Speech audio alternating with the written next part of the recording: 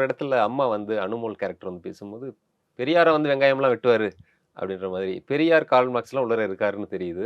இதுல என்னென்ன இது இது வந்து ஒரு திராவிட சினிமாவா இருக்குமா? இல்ல வந்து ஒரு தலித்திய சினிமாவா இருக்குமா? இல்ல மார்க்சிய சினிமாவா இருக்குமா? எது காயல் வந்து என்ன நான் மாரி? எதையும் பிரிக்க விரும்பல. ம், இது மனிதர்களுக்கான சினிமாவா இருக்கும். ம், குறிப்பா அந்த பெண் இந்த படத்தையே நான் யாருக்கு சமர்ப்பணம் பண்ணியிருக்கேன்னா, ம், அ தங்கள் வானத்தின் வாசனையை முகர்ந்த பெண்களுக்குன்னு தான் சமர்ப்பணம் பண்ணியிருக்கேன். ம், ஆ என்ன முக்கியமான காரணம்னா, நெறைய பெண்கள் வந்து ஒரு டைம் டேபிள் போடப்பட்ட வாழ்க்கைய வந்து இது பண்றாங்க. ம், நீ இந்த பள்ளிக்கூடத்துல படிக்கணும், நீ இந்த துறைய தேர்ந்தெடுக்கணும், இவன கல்யாணம் பண்ணிக்கணும், இங்க வேல பார்க்கணும். அவன் வேல பார்க்க வேண்டான்னு சொன்னான்னா, வேல பார்க்க வேண்டாம். அவன் சாம்பார் செய்ய வேண்டான்னு சொன்னான்னா, ம், நீங்க என்ன சாப்பிடுறீங்க இன்னைக்கு?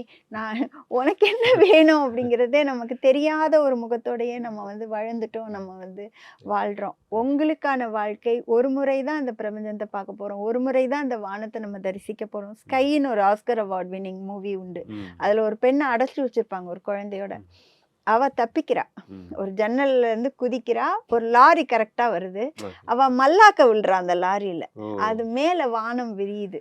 ஓ! முதலா அந்த வானத்த அவ்வளவு பரவசத்தோட, அவ்வளவு பிரமிப்போட அவ பார்க்குற அந்த உணர்வு இருக்கு இல்லையா? ம். அப்படி ஒவ்வொரு பெண்ணும் அவளுடைய வானத்த பார்த்துருக்காங்களான்னு எனக்கு தெரியல. தெரியல. ஸோ அதுதான் வந்து இதோடைய மெயின் க்ரக்ஸா இருக்கும்னு நெனைக்கிறேன்.